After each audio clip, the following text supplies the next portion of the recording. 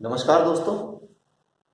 BSc part first organic chemistry में हम पढ़ रहे हैं एरोमेटिक कंपाउंड्स के बारे में, उनकी एरोमेटिसिटी के बारे में।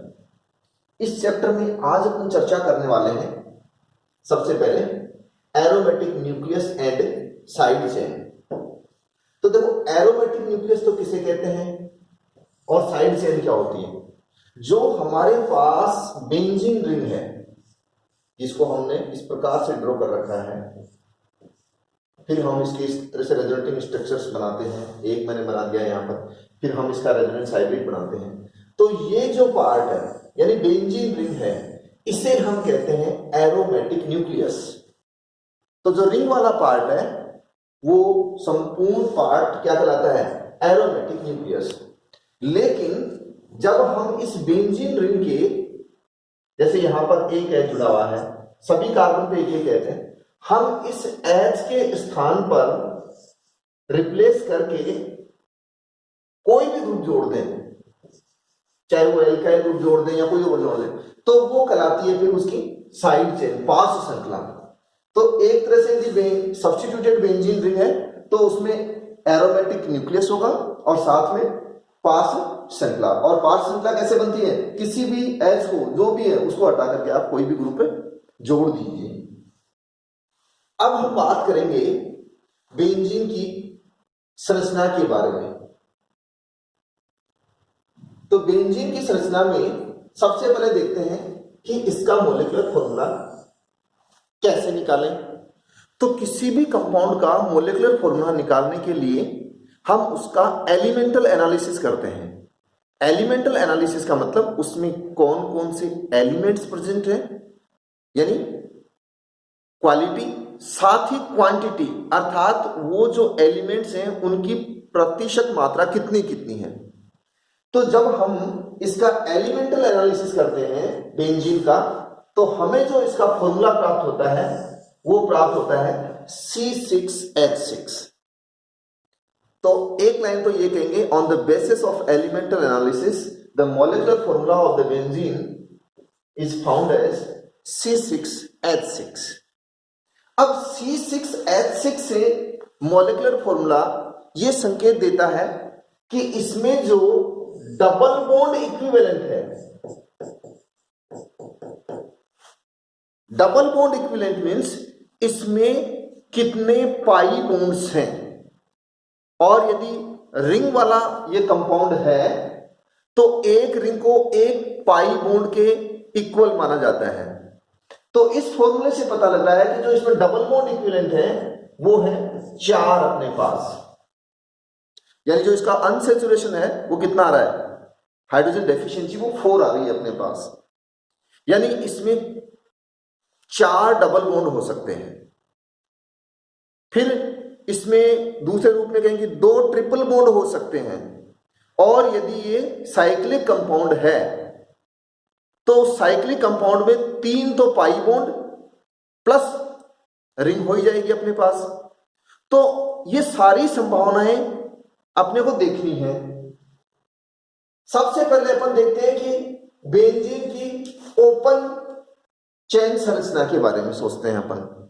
अब ओपन चेन संरचना के बारे में जब अपन सोचते हैं तो देखो, जो संभावनाएं हमारे पास है कि या तो इस प्रकार का हो स्ट्रक्चर, या इस प्रकार का हो, या इस प्रकार का। इसका मतलब यहां पे देखो 2 ट्रिपल बॉन्ड आ रहे हैं, यानी ओवरऑल 4 पाई बॉन्ड हो गए। यहां पर भी अपने पास 1 2 3 4 पाई बॉन्ड आ रहे हैं अपने पास, 1 और यहां पर 2 और ये 1, कुल मिलाकर प्रत्येक में 4 पाई बॉन्ड है।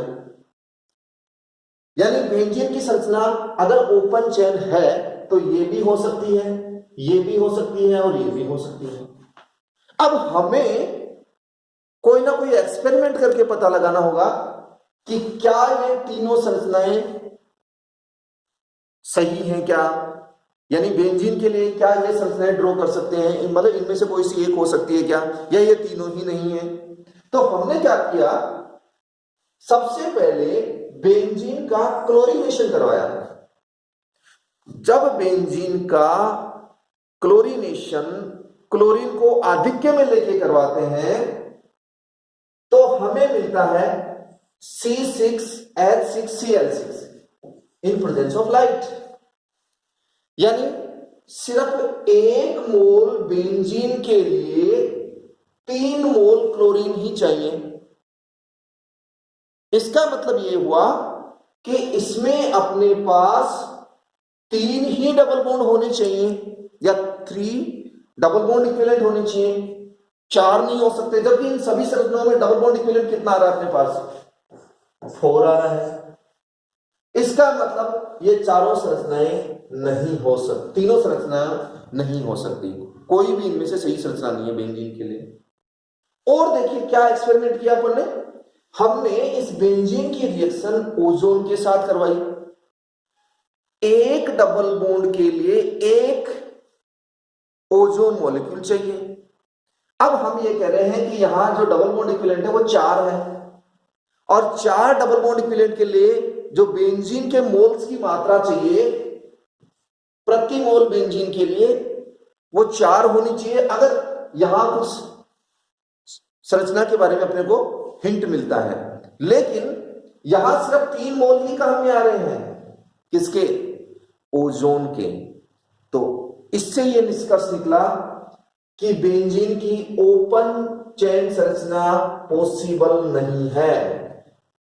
तो जब ओपन चेन संरचना पॉसिबल नहीं है इन एक्सपेरिमेंट्स के आधार पे, तो फिर हम इसकी साइक्लिक स्ट्रक्चर के बारे में विचार करते हैं। अब जो बेंजीन है उसकी जो साइक्लिक स्ट्रक्चर के बारे में विचार करेंगे, उससे पहले एक आपको एविडेंस और दिया है कि इसकी ओपन चेन नहीं है। इसका जब हाइड्रोजनेशन करते हैं तब भी हमारे पास 3 मोल हाइड्रोजन चाहिए, यानी 4 मोल हाइड्रोजन काम में नहीं आ रहे। वो भी इस बात का संकेत है कि इसकी ओपन चेन संरचना नहीं है। क्या नहीं है? ओपन चेन संरचना पॉसिबल नहीं है।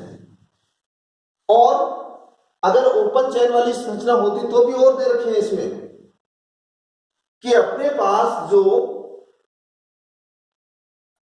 एल्केलाइन केमनोफोर होता है वो जो सिंपल यदि कहीं पे भी पाई बॉन्ड है तो केमनोफोर का कलर उड़ जाता है, लेकिन कलर यहां पर नहीं उड़ रहा है। साथ ही ये जो हैलोजन अम्ल होते हैं HX होते हैं, उनके साथ बेंजीन की रिएक्शन करवाते हैं तो कोई रिएक्शन नहीं होती है। ये इस बात के संकेत है कि इसमें ओपन चेन संरचना नहीं है, कहीं ना कहीं क्या है? साइक्लिक संरचना है। अब बात करते हैं अपन साइक्लिक संरचना के बारे में। तो देखिए इसकी साइक्लिक संरचनाएं क्या क्या संभावित हैं। ध्यान रहे, आप इन संरचनाओं को बिना देखे एक बार कागज पे ड्रॉ करने की कोशिश करना कि देखिए C6H6 से साइक्लिक संरचनाएं कौन कौन सी बन सकती हैं। 3 मेंबर रिंग बनाना, फिर 4 मेंबर बनाना, फिर 5 मेंबर, 6 मेंबर, इस तरह से बना के देखना। तो हमने 3 मेंबर रिंग बनाई। 3 मेंबर रिंग में हमने यहां पे डबल बॉन्ड बना दिया, ये इधर डबल बॉन्ड, इधर डबल बॉन्ड, यानी 3 पाई बॉन्ड और 1 रिंग, डबल बॉन्ड इक्विवेलेंट 4। इसमें अपने पास 2 रिंग और 2 पाई बॉन्ड अर्थात डबल बॉन्ड इक्विवेलेंट का मान 4। इसमें 3 पाई बॉन्ड और 1 रिंग अर्थात डबल बॉन्ड इक्विवेलेंट का मान 4। इसमें 3 पाई बॉन्ड और 1 रिंग यानी डबल बॉन्ड इक्विवेलेंट का मान 4। तो ये तो ध्यान रखना है कि डबल बॉन्ड इक्विवेलेंट जो है हमारे पास कितना होना चाहिए? 4। अब इन चारों संरचनाओं में से बेंजीन के लिए कौन सी संरचना सही है, इसका निर्धारण कैसे हो? इसके लिए भी हमें एक्सपेरिमेंट्स करने पड़ेंगे। तो हमने सबसे पहले जो एक्सपेरिमेंट किया कि यहां पर इनका मोनो सब्स्टिट्यूटेड प्रोडक्ट लिया।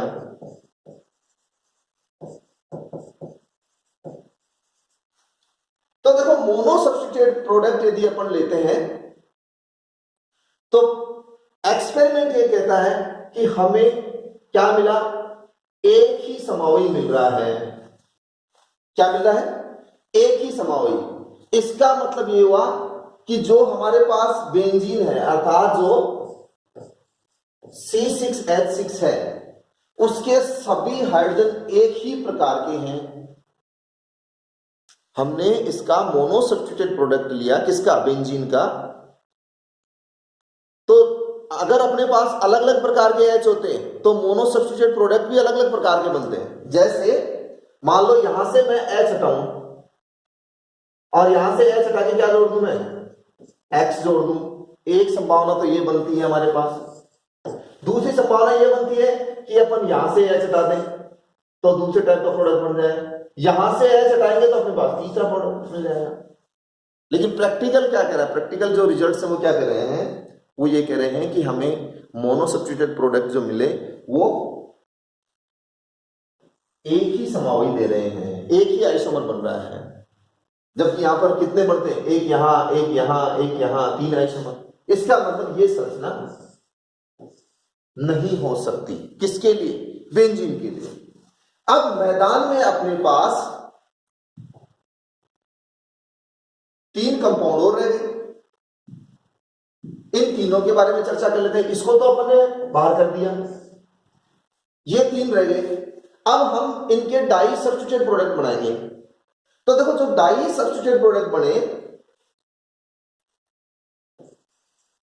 डाई सब्स्टिट्यूटेड प्रोडक्ट किसके? C6H6 के। तो हमें मिले 3 आइसोमर्स। बेंजीन के कितने? 3 आइसोमर मिले। अब हम देखेंगे कि इन तीनों में से किससे 3 आइसोमर्स प्राप्त हो सकते हैं। कौन सी स्थिति में? डाई सब्स्टिट्यूशन की वाली स्थिति में। तो देखिए, अगर मैं जो सब्सटेंट है उसको एक्स मानूं तो हो सकता है दोनों एक्स यहां हो अथवा यहां हो अथवा यहां हो, एक ही बात है। यहां 2x लिख दे या यहां 2x लिख दे या यहां 2x लिख दे, कोई फर्क नहीं पड़ेगा। यानी आप यहां लिख दें, यहां लिख दें, यहां लिख दें, एक संभावना। दूसरी संभावना, एक एक्स यहां, एक्स तो है ये साथ में, और एक एक्स यहां, चाहे एक्स एक्स यहां जोड़ दें, एक्स एक्स यहां जोड़ दें, एक्स एक्स यहां जोड़ दें, तीनों एक ही बनेंगे। अर्थात 2 ही आइसोमर बनेंगे। 2 आइसोमर कौन से? एक तो ये वाला, जैसे मान लो मैं ये ड्रॉ कर दूं और यहां के 2 एच हटा करके क्या कर दिया मैंने? CH2। तो एक तो ये प्लस एक, इस प्रकार की संभावना बन रही है अपने पास, CHX CHX, यानी 2 आइसोमर बनने चाहिए। एक्सपेरिमेंटली हमें कितने प्राप्त हुए हैं? 3 आइसोमर। इसका मतलब ये संरचना भी उपयुक्त नहीं है। अब हम बात करते हैं इसकी। इसमें क्या हो रहा है कि अपन दोनों एक्स को चाहे यहां रख दें और चाहे यहां रख दें, दोनों एक्स को, तो एक आइसोमर मिल गया हमें। चाहे यहां रखें और चाहे यहां रखें, दोनों एक्स को।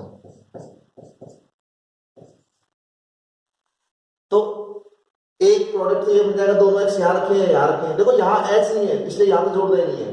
दूसरी संभावना बनती है कि हम एक एक्स यहां रखें और एक एक्स यहां रखें, तो कितने आइसोमर्स हो गए?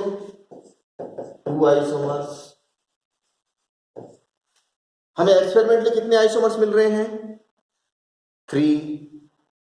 यहां कितने हैं संभावित? 2। इसका मतलब ये स्ट्रक्चर भी बेंजीन के लिए सही नहीं है। अब हमारे पास सिर्फ ये संरचना बच गई, और इस संरचना में क्या होगा हमारे पास कि देखो, दोनों एक्स वो यहां और यहां हो सकते हैं, वो यहां और यहां हो सकते हैं, वो यहां और यहां हो सकते हैं, जिन्हें हम ऑर्थो मेटा पैरा कहते हैं। यानी बेंजीन की इस संरचना से हमें यह सिद्ध हो रहा है कि यदि इसके डाई सब्स्टिट्यूटेड प्रोडक्ट बनाएंगे तो कितने मिलेंगे? 3, बशर्ते कि ये तीनों डबल बॉन्ड अपनी डीलोकलाइज फॉर्म में हो। लेकिन ये बाद में दिया गया था हिंट, शुरू में तो यही था कि ये इस तरह का स्ट्रक्चर आएगा। अब ये जो संरचना है वो फ्रेडरिक अगस्टे ने दी थी अपने पास। तो याद रखना, साइंटिस्ट का नाम हो सकता है किसी कॉम्पिटेटिव एग्जाम में पूछ ले। तो बेंजीन के ये अपने पास 3 डाई सब्स्टिट्यूटेड प्रोडक्ट्स आ रहे हैं, ऑर्थो, मेटा और ये पैरा। ये संरचना किसने दी थी? ये केकुले ने दी थी, इसलिए इसको केकुले संरचना भी कहते हैं। केकुले संरचना उन सारी बातों को प्रूव कर रही थी कि अभी हमने कहा था कि कितने Cl2 चाहिए, 3 Cl2 काम में आ रहे थे। और वो देखिए, यदि हम यहां पे जोड़ेंगे तीनों जगह तो ये 3 Cl2 आएंगे जो मेरे नीचे वाले रिएक्शन में है। ये देखिए हमारे पास 3 ही काम में आ रहे हैं हमारे पास, और H2 भी हमारे पास 3 ही काम में आएंगे इस संरचना में। और यदि हम कोई लुईस एसिड के प्रेजेंस में क्लोरीनेशन करवाते हैं तो ये हमारे को मोनो सब्स्टिट्यूटेड प्रोडक्ट मिल रहा है। अब इस केकुले संरचना में, केकुले संरचना मैं इसकी बात कर रहा हूं, अभी मैं इसकी बात नहीं कर रहा हूं, अभी मैं इसकी बात कर रहा हूं। इस केकुले संरचना में कुछ कमियां रह गई। क्या कमी रह गई? कि इसमें अपने पास जो तीनों डबल बॉन्ड हैं उनका असामान्य व्यवहार आता है। असामान्य व्यवहार कैसे? कि जैसे आप क्षारीय KMnO4 के साथ रिएक्शन कराओगे इसकी और 3 डबल बॉन्ड आपको दिख रहे हैं, तो क्षारीय KMnO4 का रंग कैसा होता है? पिंक कलर होता है। वो पिंक कलर क्या हो जाना चाहिए? डिसअपियर। लेकिन ये जो तीनों डबल बॉन्ड हैं वो रिएक्शन ही नहीं कर रहे, अर्थात पिंक कलर गायब ही नहीं हो रहा। तो हम 100% ये नहीं कह सकते कि इसमें तीनों डबल बॉन्ड इसी स्थिति में है, वरना तो क्या होता? KMnO4 का रंग उड़ जाता। दूसरी बात यह है कि अगर हम इन तीनों डबल बॉन्ड्स को, जो कि शुरू में केकुले ने दिए थे, लोकेलाइज मानते हैं।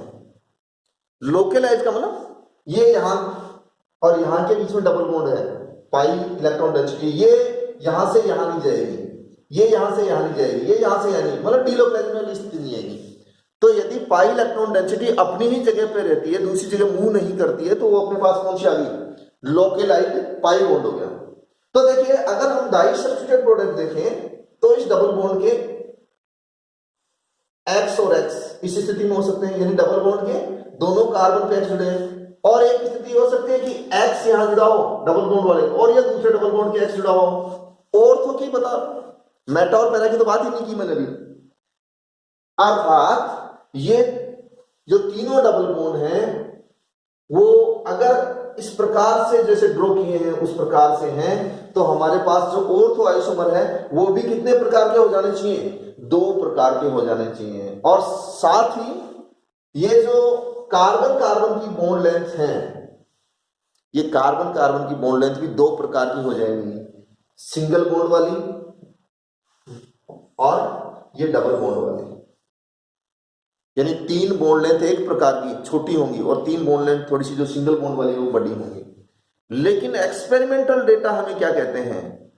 वो ये कहते हैं कि तीनों कार्बन कार्बन की जो बॉन्ड लेंथ है, चाहे वो डबल बॉन्ड वाली हो चाहे सिंगल बॉन्ड वाली हो, यानी हमारे पास जो सभी कार्बन कार्बन बॉन्ड लेंथ है, 6 बॉन्ड लेंथ होगी, वो समान लेंथ की होती हैं। और समान लेंथ की होने का मतलब ये हुआ कि इसमें ये जो तीनों पाई बॉन्ड हैं वो डीलोकेलाइज वाली स्थिति में है, वो लोकेलाइज वाली स्थिति में नहीं है। और जब वो डीलोकेलाइज वाली स्थिति में आ जाएंगे तो हमारे पास जो वो संरचना मैंने पहले बनाई थी, ये वाली संरचना बन जाएगी, ये वाली। तो जब भी अपन बेंजीन का स्ट्रक्चर ड्रॉ करते हैं, ये रिंग बना देते हैं, इसका मतलब पाई इलेक्ट्रॉन्स क्या है उसमें? डीलोकेलाइज वाली स्थिति में है। और यही वास्तव में बेंजीन है। ये तो हमारे पास क्या हो जाएगी? 1,3,5 साइक्लोहेक्साट्राइन। इसे हम बेंजीन कहें तो उपयुक्त नहीं है, इसे हम बेंजीन कहें तो उपयुक्त है। आज के वीडियो में इतना ही। अगले वीडियो में अपन चर्चा करेंगे बेंजीन की स्टेबिलिटी के बारे में और कार्बन कार्बन बॉन्ड लेंथ के बारे में। धन्यवाद।